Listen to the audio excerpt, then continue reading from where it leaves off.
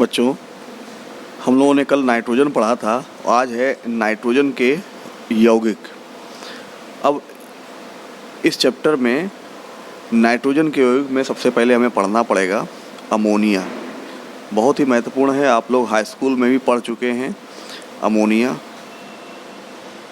ये गैस है और इसे सबसे पहले प्रीस्टले ने, हम जो बोल रहे हैं उसमें हम लिख कम रहे हैं, बोल ज़्यादा रहे हैं, तो आप लोग सुन के पूरी भाषा लिखेंगे, ठीक है।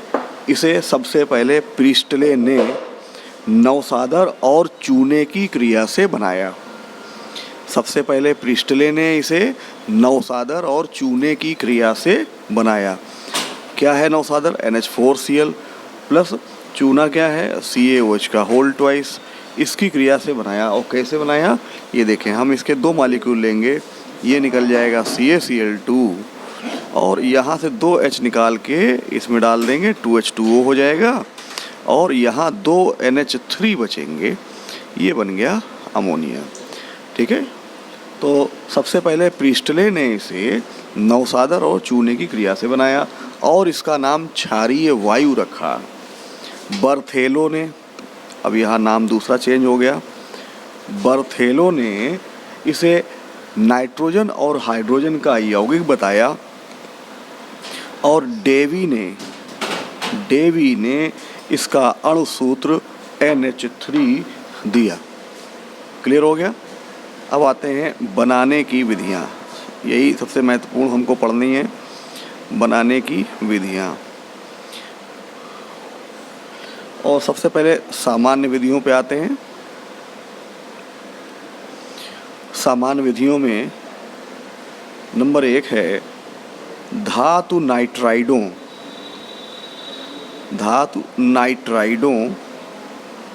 पर जल या जल वाष्प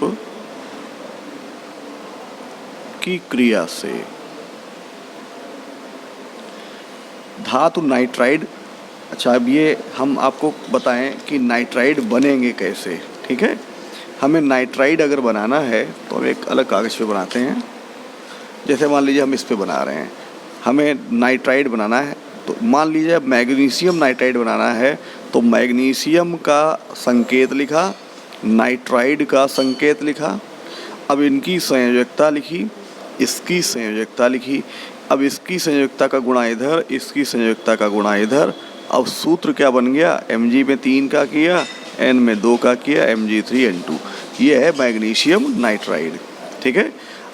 अगर एल्युमिनियम नाइट्राइड का है तो एक तरफ Al एक तरफ N, इनकी संयोजकता 3, इनकी भी 3 और 3 3 कट गई, तो बची क्या? 1 1। अब हमें 1 1 का गुणा कर लेना है, तो सूत्र बन गया AlN, ये एल्युमिनियम नाइट्राइड है। अब क्लियर हो गया। तो हमें यहाँ पर मैग्नीशियम नाइट्राइड का सूत्र लिखना है Mg3N2 और 1 N की वैलेंसी होती है 3, तो 2 की हो जाएगी 6, तो जल के या जलवाष्प के हम 6 लेंगे यहाँ पर, 2N 6H, ये बन जाएगा 2NH3 प्लस 3MgOH का होल ट्वाइस। क्लियर हुआ। इसी प्रकार से हमें AlN एल्युमिनियम नाइट्राइड लेना है, इसकी वैलेंसी 3 है, तो जल के या जलवाष्प के 3 मॉलिक्यूल लेंगे। अब यहाँ से 3 NH3, ये NH3 निकल गया, प्लस 1 Al और 3 OH बचे हैं, तो एल्युमिनियम हाइड्रोक्साइड ये यहाँ पर बन जाएगा। क्लियर हो गया। अब नंबर 2 पे आते हैं, अमोनियम लवणों पर। अमोनियम लवणों पर क्षार की क्रिया से। अब अमोनियम लवण कैसे? तो यहाँ पर आपको लिखना पड़ेगा कि अमोनियम लवणों पर क्षार NaOH या KOH की क्रिया कराने पर अमोनिया गैस बनती है। जैसे NH4 का होल ट्वाइस SO4, ये अमोनियम सल्फेट है, प्लस 2 NaOH। ये 2 इसलिए लिए क्योंकि SO4 की वैलेंसी 2 होती है। इतना हिस्सा बाहर निकाल लो, ये हो गया Na2SO4। अब यहाँ 2 NH4 हैं, उन दोनों में से एक एक H निकालेंगे, अर्थात 2H निकल आए, ये 2H 2 OH में जाएंगे 2H2। अब यहाँ बचा क्या, 2NH3। क्लियर हो गया। अगर हम इसी जगह अमोनियम क्लोराइड NH4Cl, ये नौसादर है, ले लें, ये भी अमोनियम लवण है, और इसकी NaOH क्षार से क्रिया कराएं तो बन जाएगा NaCl, और एक H यहाँ से निकाल करके OH में डालेंगे तो H2O और प्लस NH3, ये बन जाएगा। अब इसमें तीसरा है कैल्शियम साइनेमाइड। कैल्शियम साइनेमाइड की उच्च दाब पर अति तप्त भाप की क्रिया से कैल्शियम साइनेमाइड का सूत्र है CaCN2। अब N की वैलेंसी 3 होती है तो हम 3H2O ले लेते हैं यहाँ से। अब देखो यहाँ पर हमने क्या निकाल लिया, बताओ, ये बन गया 2NH3। अब यहाँ 3 O बचे हैं, ये C में जाएंगे तो बन जाएगा CaCO3, कैल्शियम कार्बोनेट। हमें इसको भाप के साथ उच्च दाब पर क्रिया करानी थी, हो गया। अब आते हैं अगला, धातु नाइट्रेटों को Zn प्लस NaOH या Al प्लस NaOH के साथ गर्म करके, अब इस क्रिया को देखें, 4Zn plus 7NaOH plus NaNO3, ये यहाँ पर नाइट्रेट है। अब कुल मिलाकर के यहाँ पर Na कितने हो गए, कैलकुलेट करें, 7 और 1 8 Na हो गए, 4 Zn हैं, ठीक। तो हम यहाँ लिखेंगे 4 Na2 क्योंकि 8 Na हो गए। अब लिखेंगे Zn। अब इसमें ऑक्सीजन ले लें, यहाँ से 7 हैं तो हम एक ऑक्सीजन निकाल के इसमें डाल देंगे, ठीक। O2, ये है सोडियम जिंकेट।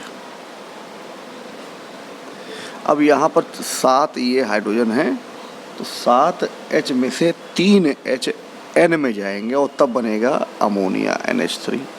अब 4H बचे हैं और यहाँ 2 ऑक्सीजन बचे हैं तो ये हो जाएगा 2H2O। इतना समझ गए।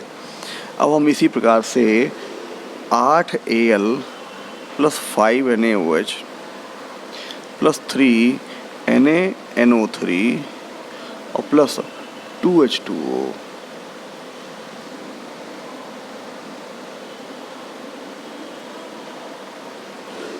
कितना हो गया।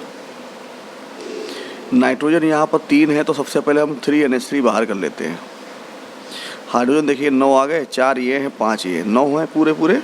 अब देखो Na कितने हैं, 5 इधर, 3 इधर, 8 हो गए तो 8 Na लिखा। Al है 8 तो Al हो गया। अब ऑक्सीजन गिनेंगे, ठीक है, 5 और 9 5 14 और 2 16, तो कितने O लगाएं, 16 हो जाएं, O2। ये हो गया sodium Meta aluminate, sodium Meta aluminate. Clear हुआ। अब अगला है नाइट्रोजन युक्त कार्बनिक यौगिकों से। जैसे हम यहाँ बोल रहे हैं, आप लोग लिखिएगा कि यूरिया अथवा किसी एमाइड को NaOH के साथ गर्म करने पर अमोनिया बनती है। यूरिया अथवा किसी एमाइड को NaOH के साथ गर्म करने पर अमोनिया बनती है। ये है NH2CONH2 प्लस 2NaOH। अब हमें यहाँ से इसको देखिएगा कैसे हम इसको तोड़ रहे हैं। ये कुल मिला के 2H हैं, ठीक है।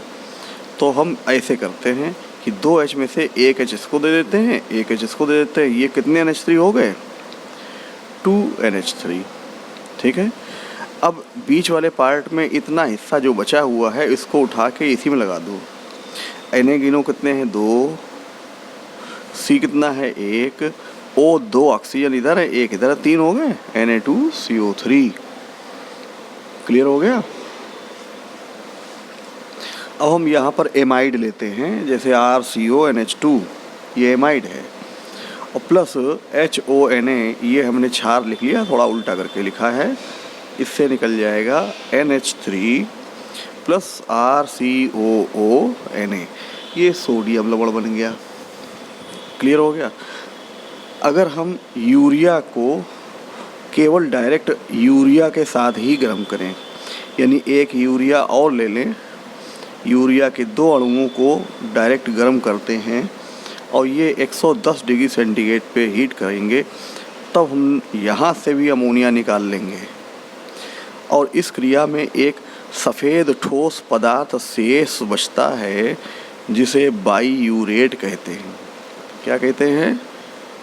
बाईयूरेट। इतना समझ में आ गया सबको?